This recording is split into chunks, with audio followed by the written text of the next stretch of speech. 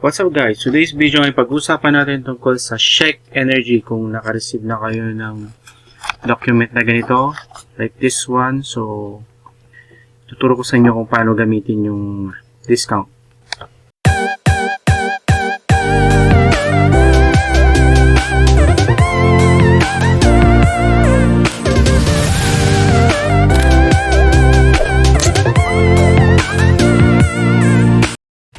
Okay, so punta na tayo sa screen. So, type natin CHEQUE energy at gov.fr.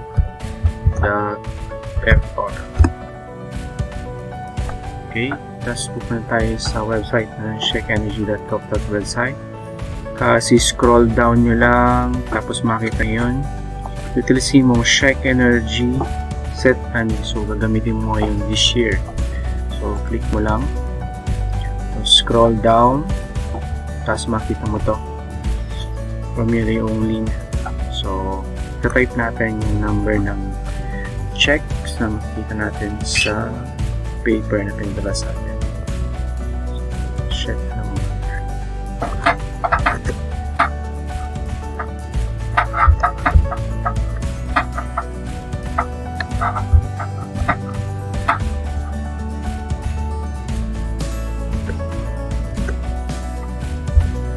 Okay, pag na-type na natin, click natin yung next. Select natin kung saan natin siya di-discount. Okay, kung sa electricity or sa gas, depende kung ano yung supplier niya ng gas or electricity. For example, sa akin is EDF. So, okay yung EDF. Then, click continue. Okay. So, pupunta tayo sa bill natin ng EDF. So, click ko lang yung last bill ko ng EDF.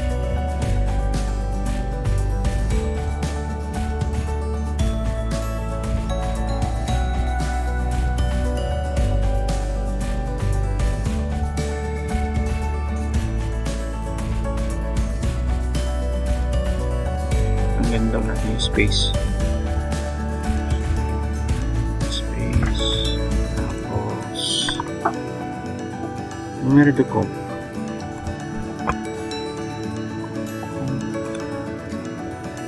Baba. Copy lang natin ito. Copy. So, numero de ko. So, tanggalin daw natin yung space.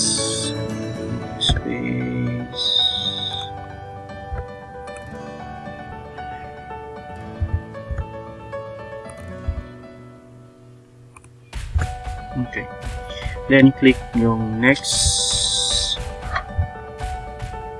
Tapos lalagay natin yung email address natin. Kung anong email address na yung linagay niyo dati dun sa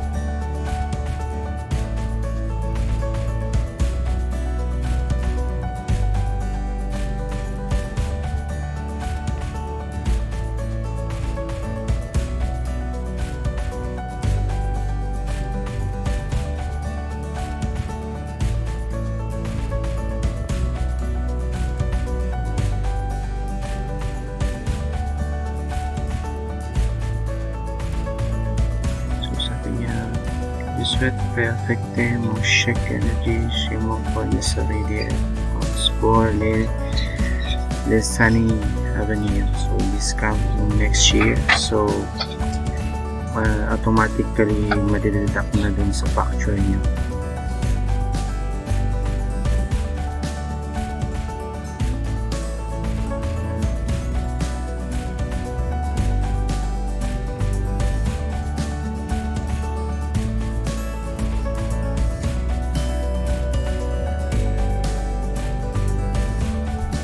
Tapos papasok natin yung code ngayon dito. Okay.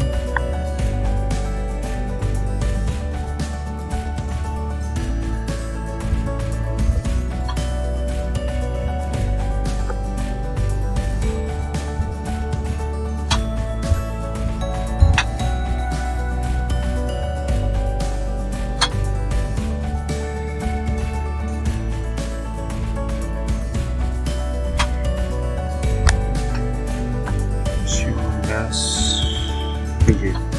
Okay? Then, validate. Okay? Yun, sabi niya, congratulations. So, sabi niya, utiliser votre chèque énergie en ligne cette année. Et votre chèque est prêt pour l'année suivante. It's okay na.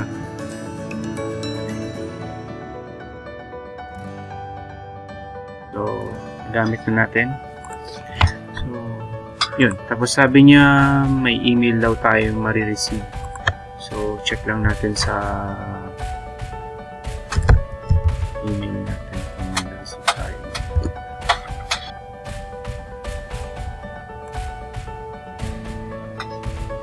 So, yun guys, na-receive natin yung confirmation na nagamit na kayo yung check. So, make sure na makaka-receive kayo ng confirmation.